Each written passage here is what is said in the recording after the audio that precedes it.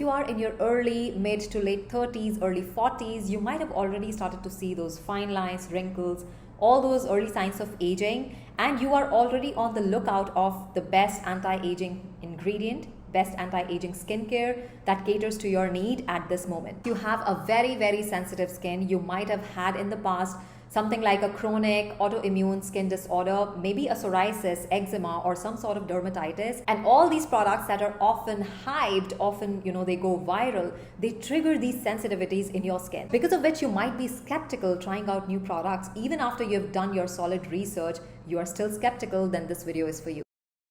Hello everyone, welcome back to Ageless Glow Chronicles. Today's video is going to be different from my other videos because I have a special guest. And on that note, let me welcome Dr. Liia, who has a wealth of experience. She has more than 15 years of experience in global medical affairs, global ethics and compliance, clinical research and global publications. She's been struggling with psoriasis and gluten allergy since she was 6 years old, and out of this struggle of not finding the right skincare for her sensitive skin, she founded EpiLynx, which creates clean, gluten-free and allergen-free skincare. So without any further ado, let's get into this insightful conversation.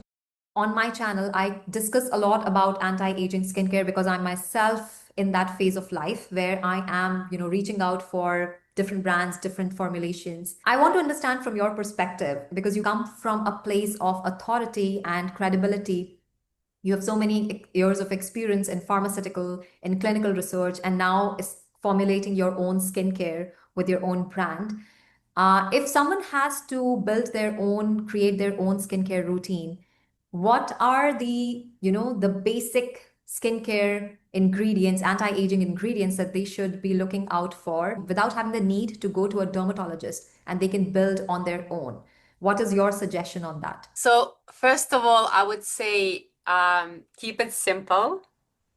We Okay. don't need any complicated formulas with hundreds of ingredients, because most of those ingredients are just kind of fillers to bulk it up, to make it smell good or glide on your skin like silicone. So you don't need any of that.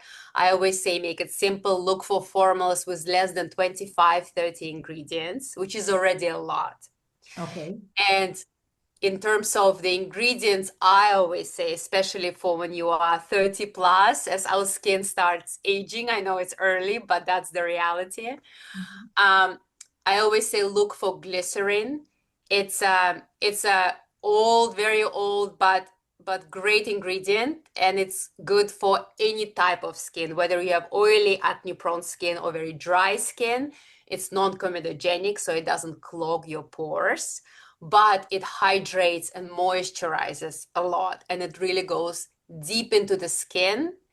And it also helps to transfer active ingredients in that skincare deep into your skin. So that's number one.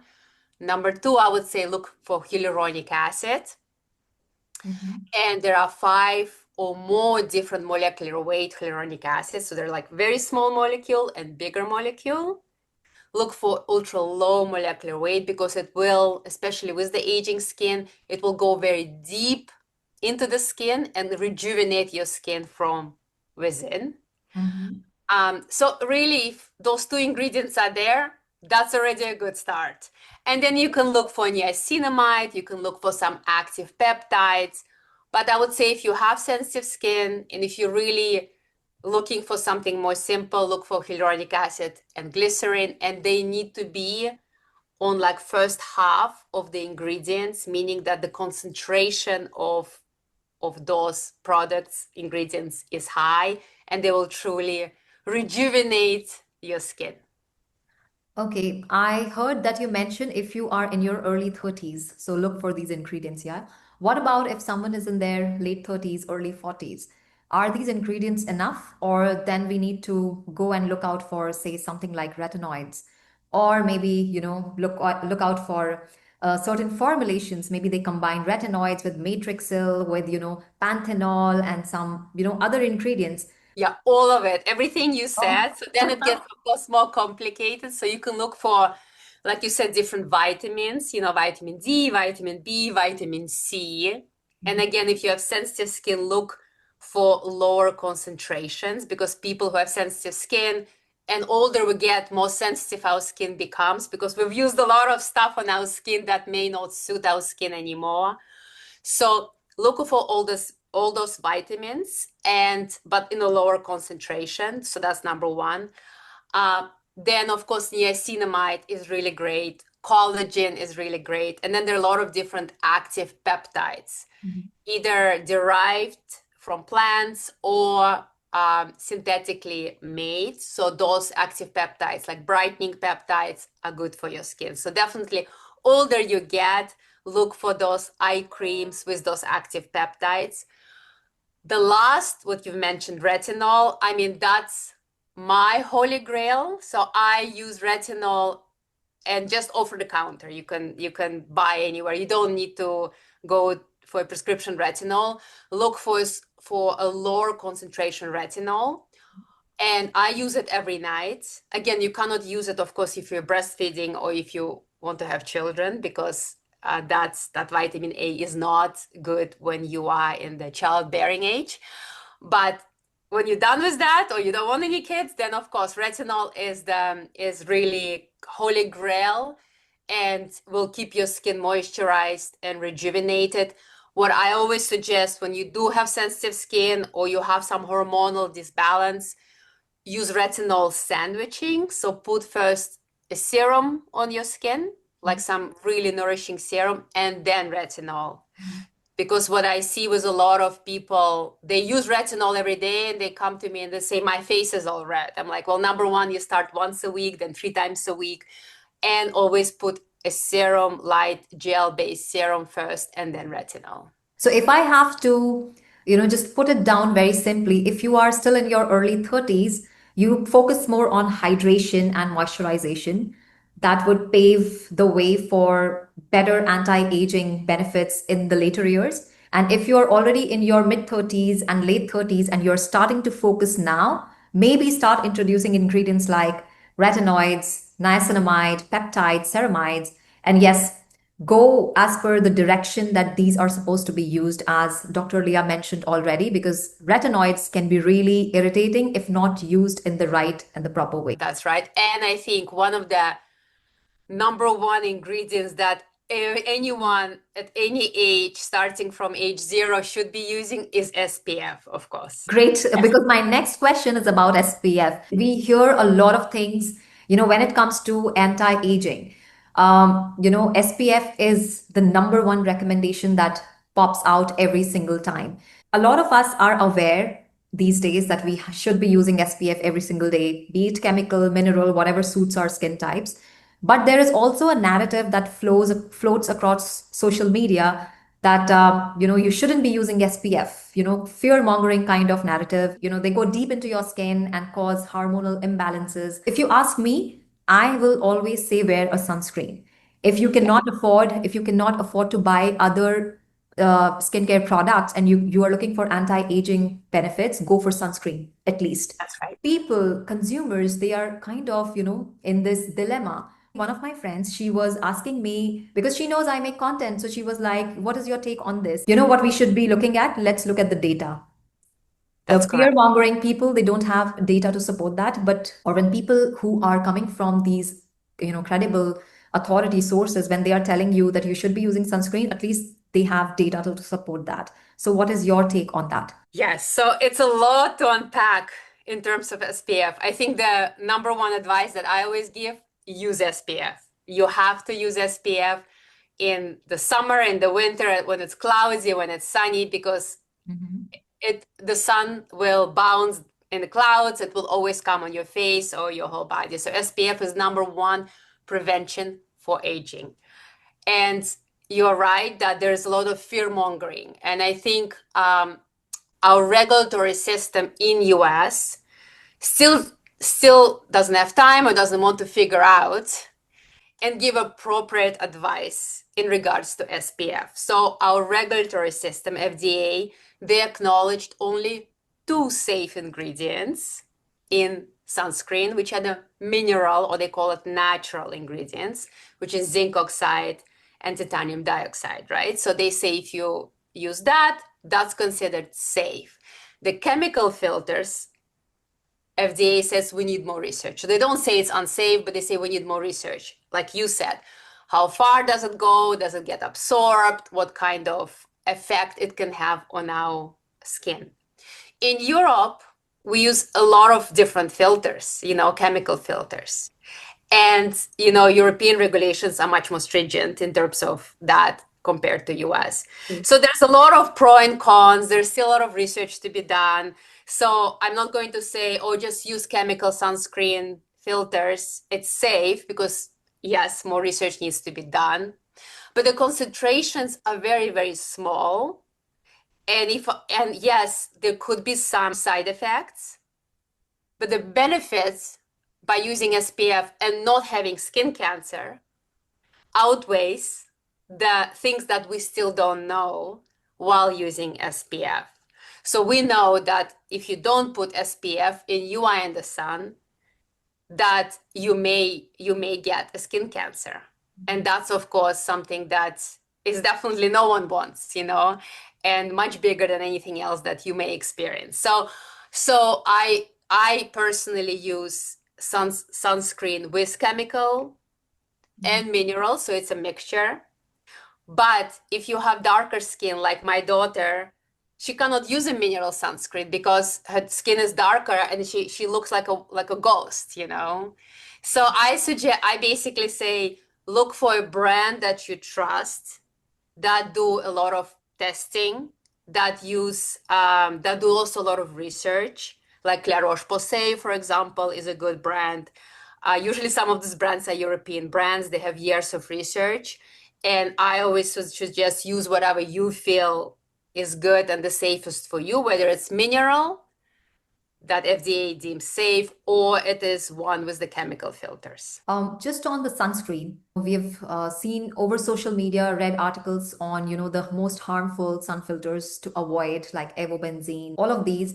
And I see some of these ingredients are still might be available in some of the known brands. They still have these ingredients in their sunscreens. How does this thing balances out here? Because in one studies we are seeing that these ingredients are totally to be avoided, and then you are seeing these ingredients coming in credible, trusted brands as well. What sense do we make out of it? Also, the reality is all those studies that are done, they are not the studies that you would usually do in the pharmaceutical company, with the drugs, with the medicines. So all the studies in skincare, unfortunately, they are not double-blinded. They are not the studies, peer-reviewed studies that you would see with, say, a blood pressure medicine. That's like a real study that's done. They follow thousands of people. The skincare studies, they do with those ingredients, high concentration, usually not on a person.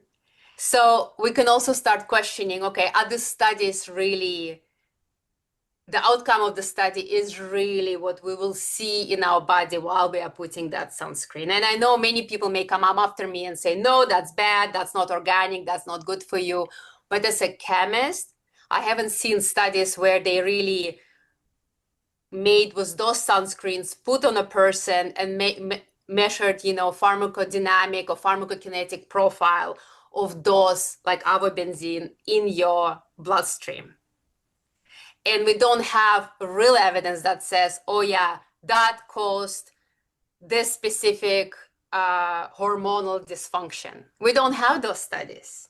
So I understand that some people may be a little bit more apprehensive, or especially people who already had cancer and they say, I don't want to put that on my skin. Then I suggest, I completely agree, I fully understand, use a sunblock with the mineral, zinc oxide, and just reapply, because it just kind of protects your skin itself. It doesn't get absorbed, it sits on the surface of the skin.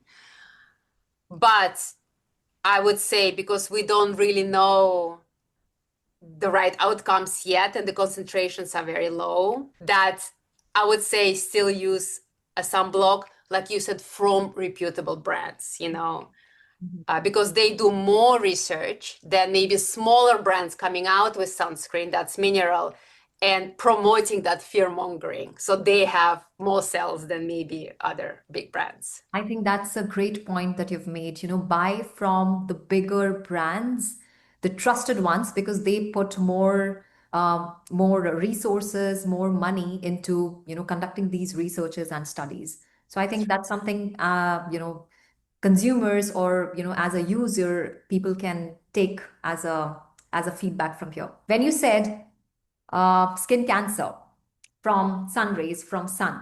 I think lighter skin tones are more prone to, get skin cancer from sun rays as compared to deeper skin tones because of the how they are melanin rich skin, and they, of course, everyone has to use sunscreen, but at risk, I think lighter skin tones are more at risk of developing cancer than the deeper skin tones. Correct me if I'm wrong. You are right, but also we do need more research because you're right. Like years ago, um, people with people with lighter skin tone, they said use sunscreen, but when you were but if you have darker skin tone, they said, oh, you don't have any risk of skin cancer, which is not true.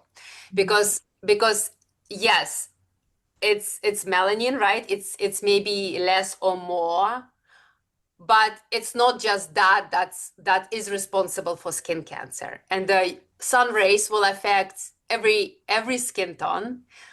And maybe the difference, yes, it is the lighter skin tone is maybe more affected, but that difference is very, very small. So you're right. Every person with every skin tone should use SPF. Like when I look at my husband, who is from Indian origin, he has darker skin. He actually has severe sun allergy. So he has to cover himself. He not just SPF, he covers himself completely because his whole skin just like he gets allergic reaction when the sun comes on him, and he has much darker skin tone. So I think the difference is much smaller than we always thought, and more research is needed to really identify what it is. And so I would say what we thought before, and dermatologists would say you don't need to use SPF, that's not correct anymore. And everyone should use a lot of it. Okay, so everyone use a sunscreen. Yes. Okay. Now, since we are talking about, skin tones, my next question is, we have dermatologist online who has a, big audience channel on YouTube, and she often talks about, how deeper skin tones need a different kind of skincare routine, different skincare ingredients as compared to lighter skin tones, because, this is just how biologically deeper skin tones, the body works in a different way, and it absorbs ingredients and may show reaction in different ways. How That's much of that is true? um Well, I think there is some truth to that, but it may not be that the skin is so different. I mean, the skin cells are skin cells. Yes, maybe the like melanin part of it is different. What you see a lot is that it could be maybe different type of skin, some pores are the pores can be larger, so then you can also have more a combination type of skin where you have like oily zones, and then so you still need to use a skincare that's, anti-aging and hydrating, moisturizing, but make sure you don't use skincare that contains too many waxes, or too many oils. So you should use non-comedogenic skincare with oils that are non-comedogenic, like I said, glycerin. And to be honest, and I'm not a dermatologist, but I also follow some dermatologists or talk to some friends, our skin changes throughout the lifetime. What we had when we were 10 or 20 or 30 is very different than when we're 60, and that's the same for every skin tone as well. And what I hear from my customers, they say my skin is much more dry. It was very oily, now it's much more dry. So I think it's not necessarily that for a specific skin tone you need different skin regimen. I think it's also more, of course, look at your own face, and you know your face better than anyone else. where you live. Do you live in very cold and humid or dry environment? You also need less or more of specific ingredients. And also, where are you in your stage in your life? And look at what you then may need more or less. That is spot on, actually. If I talk from my own personal experience, back in the years, like my skin was totally like normal skin. When I was in my late 20s, I had developed some sort of acne because of some medication that I was taking. Right? And I had to see a dermatologist, to cure that. All done, nice skin, back to normal. And then we moved, I moved to Dubai. The climate was really dry and hot, and you're constantly sitting in temperature controlled room. So I could go heavy with hydration and, heavy with moisturization, layer multiple, products. And because I love trying out new products, so I would do that. But as I moved to Panama now, which is, it's a tropical country, it's Yes. humid. And, I just cannot go in with so many layers of products. It just changed the way how I looked at skincare back in the years versus how I look at it now. And what you're saying is actually very true, how climate, weather, what stage of life you are in, it actually makes, all of this combines into when you are looking at choosing a skincare product. Mm-hmm. That's right. That's right. Because, our skin is the largest organ in our body. And as everything, it evolves, right? It's like it is a living organism, right? So it will be so easy and simple for all of us say, for you, that's what you should use. But unfortunately, a week by week, it could be also something else. Like even in my closet, I'm live in LA. It's very hot and dry. I was in Florida last week. It was extremely humid. I used very different products there than I use in LA. Mhm. Yeah, that's again another point to note. You have to customize your skincare based on your climate, based on what stage of life you are at, because your skin, as Dr. Leah said, it keeps changing throughout. Okay, I consider myself a skincare enthusiast. I read a lot. I keep myself aware on the latest trends, viral products and ingredients. Something new that has come up and it's taking by the storm. And I often rely on the researches, the studies that are published on, say, PubMed, PubMed Central, JAAD.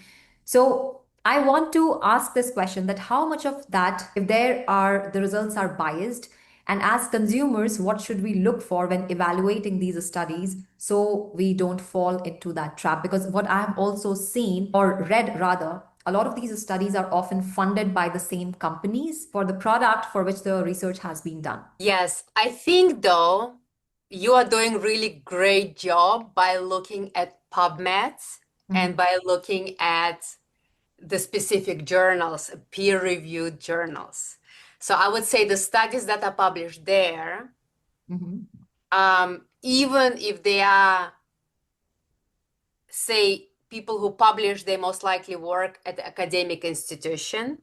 The grant may have come from a pharmaceutical industry, but according to all our ethical grounds and everything else, if you do a study, you have to publish it, right? So whether it's a bad outcome or good outcome, for whoever sponsored it. So if you look at peer-reviewed journals that highly ranked and the study is published, then you have more chance to really looking at the truth okay. than listening to many influencers, Mhm. even derm influencers you may find on Instagram or YouTube that sometimes don't list any study, but just talk because they want to voice some controversial opinion. So what you are doing by educating yourself to going to peer-reviewed, like on PubMed or peer-reviewed journals, is again, I'm not saying that that still may not be fully truthfully true, but I think it has much more chance to be the right place to look for education than just following somebody who talks without any background or any study references. Now that we talk about skincare, and we haven't spoken about anything about budget or luxury skincare, you know Mhm. skincare that falls in different price brackets. And often, some people might get in the FOMO of, if I'm not buying a $200 cream or a $100 cream, I might be missing out on something. Now, from my personal experience, I have tried certain luxury products on my channel. And when I look at the ingredient list, I don't really see any out of the blue ingredient that, pops out instantly. And I'm like, oh my God, that's why it is so expensive because it has this particular ingredient in it. Of course, I know, sometimes brands, they just want to position themselves as a luxury. Sometimes it's just the market positioning, how they want to show, want the consumer's perception to be. They often, justify that price, basing it on, that we are doing a lot of research, we are doing a lot of clinical trials, we have, expensive lab setups, and, they're putting all these claims to justify the price of the product. Now, from your experience, because you've been in this industry for such a long time, does that really validate the higher price? And does luxury skincare actually perform better than budget-friendly options? What is your take on that? In my opinion, no, it doesn't. So I think why I started this journey, creating our own skincare is because, I grew up in Europe. I used La Mer, La Prairie, and I thought that a $700 jar justifies it. And there's nothing wrong. I mean, it's great, great ingredients. But before I started, I spent a year or so dissecting the luxury, the more prestige, the masstige, and the mass skincare, and looking at the ingredients, like trying to find that holy grail, why that price point justifies something. So what you see with a lot of very expensive skincare, they have a lot of ingredients, but like I said in the beginning, those ingredients are fillers, so it smells great, it glides well, it's that silicone, it's all of those things that your skin doesn't need, you don't need all of that, it's but it is all in there, and they spend a lot of money on overhead and marketing, and I'm sure there are some studies done that are published, but I also didn't see any specific actives that are out of this world, or like now in the biotech industry, we make a lot of synthetic products that could be much have higher potency than plant derived or animal derived products. Of course, you still have to look. There are some mass products that I look at the ingredients and I'm like, I will never put that on my skin, So I think being educated on ingredients is very important. So I'm not saying don't buy a $200 jar, buy a $3 jar. That $3 jar may be like really, really, petrolatum and waxes that will clog your skin, right? So, but I'm saying look at kind of in that masstige category, $20, $30, $40 skincare. Look for as least as possible ingredients and look at those ingredients, right? Like ingredients I mentioned, but also vitamin C, some actives, some peptides. There is, of course, probiotics, prebiotics, which is a totally different area because we don't know if they really work or not. But there's a lot of innovation happening. So I found the sweet spot like for us, because I think like it needs to be skincare should be affordable to everyone who needs it. That's really my motto, whether you have sensitive skin or not. And when I look at the brands that I'm using that are not my brand, they're all in that $30, $40 price point. And I look specifically for those ingredients that really work. So I don't think that more expensive or more luxury is necessarily good, but I always say educate yourself on the ingredients. If you cannot afford a luxury skincare, don't be in the FOMO that you are missing out on something. You're actually better off with the budget-friendly skincare options from your favorite budget brands. That's right. Okay. Now I was reading your interview. It was published on medium.com. So you mentioned your top three concerns in skincare were toxic sunscreen ingredients, back in 2021. There are misleading claims like healing or natural is best, and overinflated luxury skincare, like we just spoke about. That's right. So 5 years later, how do you feel those concerns, have been addressed? And looking at the market trends today, we have, I think we have so many more skincare brands nowadays as compared to back then in 2021. So now that there are new brands, are these concerns, do you see them as being addressed? And now, if they are already addressed, what do you see are the biggest concerns now? Because I think, with every innovation, there are things that are still, there are still loopholes in the system, or there are still loopholes in, say, for skincare product formulation. So what do you think now, from then and now, what has changed? And if it has changed, what are the concerns you see now? I think definitely the kind of the toxic ingredients, the clean beauty word we don't even use anymore because it's just a foundation where the most brands that are coming up now, they know what ingredients to use, and most of the brands that of course register with FDA and everything else. I'm not talking about private labeling or buying somewhere and reselling. I'm talking about where you truly develop your skincare.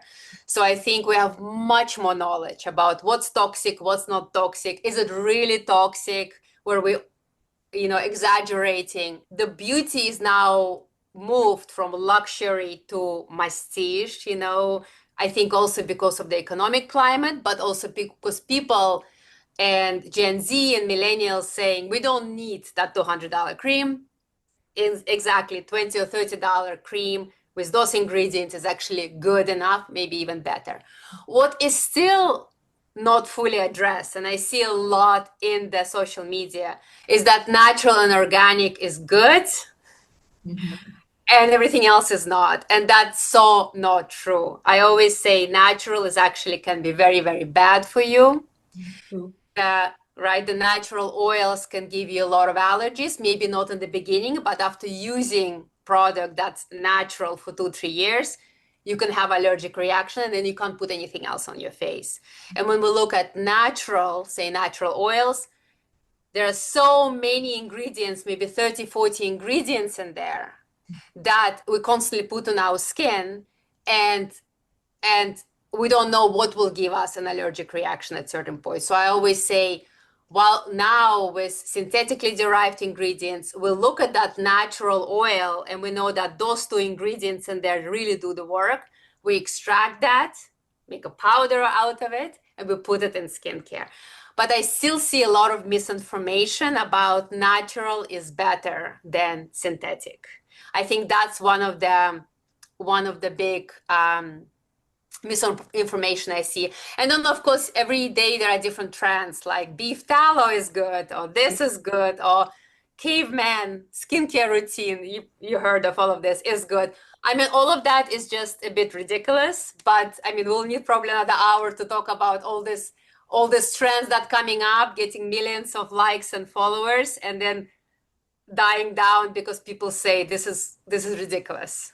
So now let's talk about a little bit about your brand, EpiLynx, where it is all about clean, gluten-free, allergen-free skincare. By the way, I'm first time hearing a skincare that offers gluten-free kind of a claim, and I would like to know more on that. What exactly does each of them stand for in your product range, and why are they important?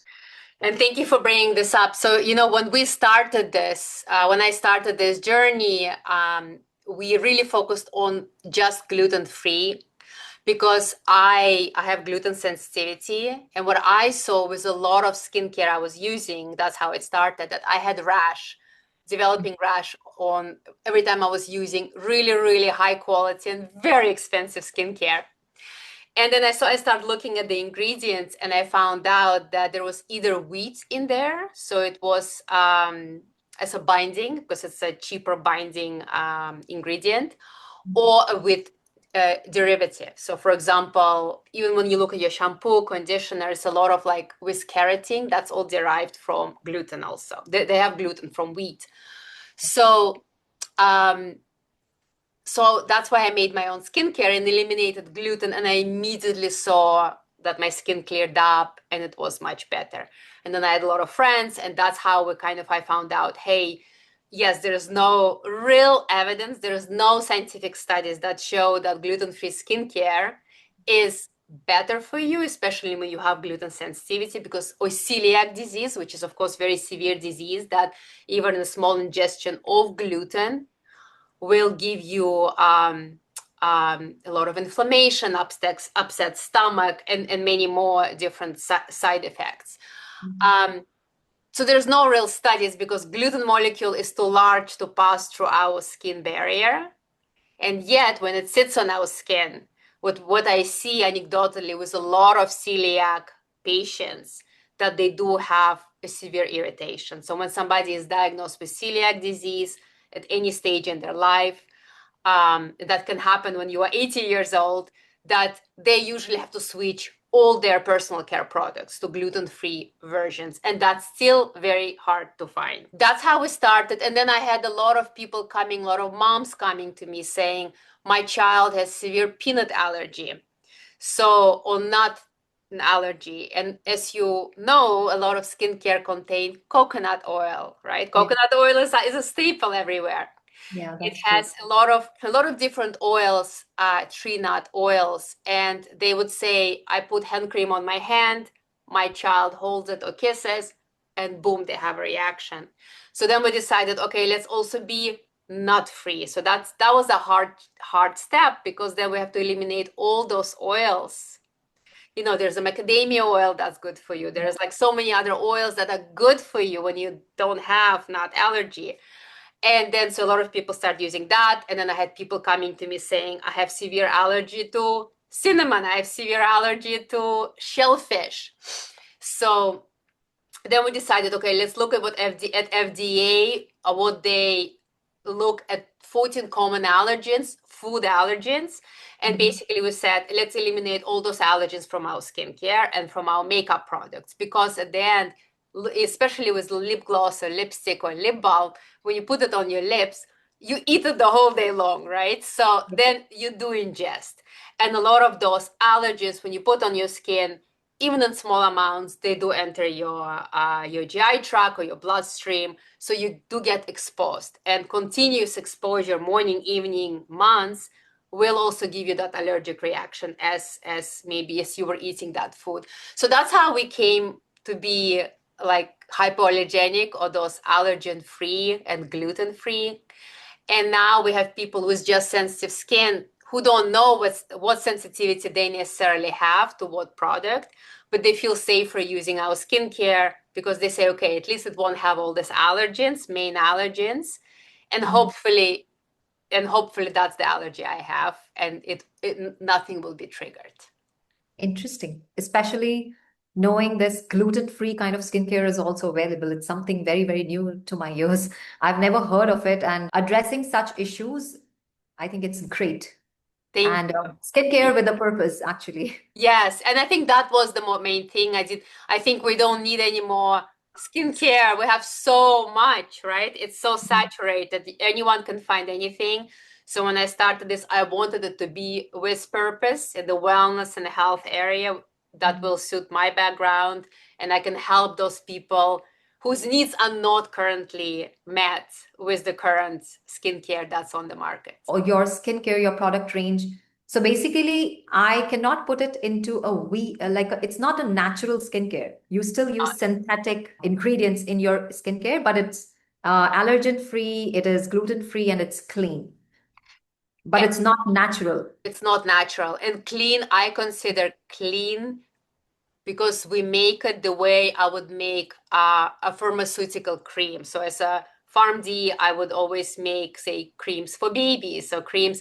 So that's how I would always design our products, you know, and of course, add ingredients that will give you that radiance, glow, anti-aging. But the basis would be something that you could give to a person with a specific disease or condition, and it won't irritate their skin. So all these vegan skincare brands that we have, we have a lot of them who are claiming themselves to be vegan. As a consumer, if I visit your website for that matter, what is the difference that EpiLynx, or what is the advantage EpiLynx has over all these other brands? How do you see that? And I don't, of course, aim to claim that because I didn't look at their ingredients. Summer Fridays I did, and it's a great brand, but I didn't look, of course, at many other ingredients. So I'm sure they may be also as great as we claim to be. But what we do, we don't use any animal derived, like beef tallow or whatever, any animal derived any animal products or animal derived ingredients. Mhm. So some of the people say to you, say, oh, that could be from a sea animal or mollusk or anything else. We don't. We use synthetic ingredient instead. So like synthesized in the lab. So we can still claim vegan and cruelty free, because also I don't work with any suppliers who do any animal testing, because I don't think it's absolutely not needed for skincare. It's not something that it's not a pill that we, as a pharmaceutical industry, still doing animal testing in skincare. I think it's just absolutely cruel to do that. But what we also do, what you see in a lot of plant-based skincare, that they're also natural, they use a lot of oils. We don't do that, because we need to make sure that every ingredient we can pinpoint where it's coming from, and it's not derived from something that could give an allergy to one of our customers. So I think that's our advantage, where I really look at not just the ingredient, but really the process, where it came from and how it came to be. And a lot of them are synthetic. I think as you are talking about your brand, I feel there is a lot of transparency that you want to keep when it comes to offering your skincare products to the consumer. Now, this is on the name, actually. It's just my personal curiosity question that why EpiLynx? When I read about your background, I could make a connection, okay, because you're coming from a pharmaceutical background, clinical studies, and you have been in that environment. But as a consumer, if I read about EpiLynx, to me it because when there are names like which are very aspirational based, that maybe say wish trend, or some other name like maybe something that holds this aspiration that it will make you glow, it will make you beautiful. How do you see EpiLynx breaking that uh, monotony? That's right. That's right. Thank you for asking. So it's actually a funny story. When we were developing the skincare and the name, my husband was traveling for work in India. So he was in Delhi and I was sitting in Chicago. And we brainstormed for like 4 hours. Like he had a long travel, long commute.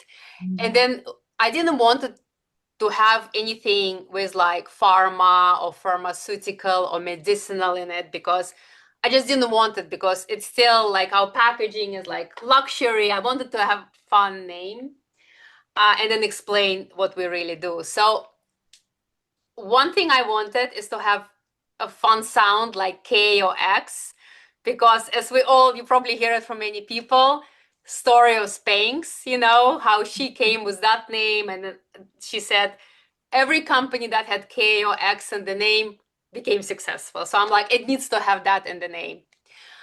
And then we kind of dissected the name with epi being epidermis. So that's still a little bit more science in there. So it is Yeah. your epidermis, and we take care of your epidermis. And lynx being that beautiful, radiant, bold female cat, you know, lynx. So we said, okay, we help you with your skin, and we, as our kind of mascot, is that lynx, that cat, that's fearless and but also so beautiful and strong and radiant. So we combined EpiLynx, and that's how EpiLynx became EpiLynx. Interesting, interesting. And your passion that you have in crafting your skincare, it actually shows through how you're explaining and the story behind the brand name. So I have one last question left. This is about, you already mentioned that all your products are allergen free, nut free and gluten free. And in the interview, I think I read somewhere where you mentioned, you listen to your customers and you eliminate ingredients they might be sensitive to at times. So does that mean that you also have, customized skincare? How I understand skincare in terms of production, it's produced in batches. That's So right. if you say you have a particular range of products, and then somebody told you, or maybe you might have get this as a request from many of your consumers, users, that we are allergic to this particular, we don't know. First of all, I feel it's difficult to identify what you are allergic to. That's right. Uh, But in case they identify that, or you are able to identify what they are allergic to, are you customizing your skincare? How does that work? Because you have already produced that batch. So how does that work for you?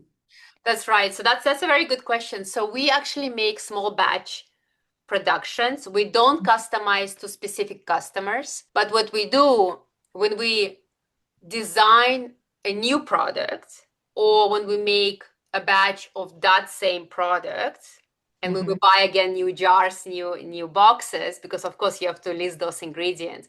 We then eliminate that ingredient and replace with something else. So if I have, say, 50 customers came to me and said, propylene glycol is something I'm allergic for, and we use a small amount of that, then I always eliminate that. I have customers, of course, who come and say I'm allergic to cucumber. Then I say I don't eliminate cucumber oil, but I say, okay, don't use this three products. They have cucumber oil, but you can use this. Mhm. So, but if it is something that a lot of customers came to me and said, I'm allergic to this, or I don't like this, or I had cancer, or I had some disease, and I heard that this is not good for me, we try to eliminate that in our next iteration of that product.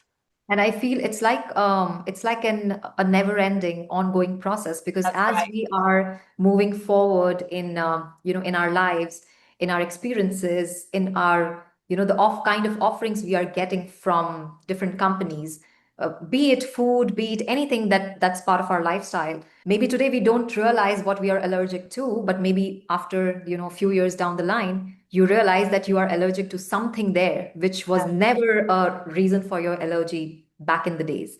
That's So right. I think this is something like ongoing, a never-ending process. Great that you guys are addressing it, because when we are looking at brands, very few brands, they listen to their customers like that, and they customize or adapt their skincare formulations as per what the consumers are asking for. That's right. I think one of the big things, and I know I mentioned like cucumber, etc., but the big thing are the preservatives, right? We Mhm. used to use parabens back in the day. Now, still many brands do use parabens, and I personally think there's nothing wrong with parabens, but a lot of customers would say, yes, there's a lot of wrong with parabens. It's they say it causes cancer, endocrine disruptor, etc., which it is in high concentrations. But the access to preservatives to put in the skincare that I had personally 5 years ago when I started, Mhm. compared to innovation, synthetic innovation of preservatives we have now, much safer preservatives, is just huge. So now I choose preservatives that the studies are done, they are synthetic, that we know that they are not endocrine disruptors. They may be a little bit more expensive, but that's what we put now in our skincare compared to what we were putting 5 years ago. And a lot of people are, even if you're not allergic to many other things, a lot of people are allergic to those preservatives that we were using maybe 5 years ago. In Mhm. general, the industry. So that wraps up all my questions. And I would say you have thrown a lot of nuggets of wisdom, I would say, all through the conversation. It was quite insightful, and I would say, a lot of things that you've mentioned, they were quite reassuring as well. Thank you so much for coming on my channel and sparing time. Um, Deeply grateful, and I appreciate that. Thank you so much.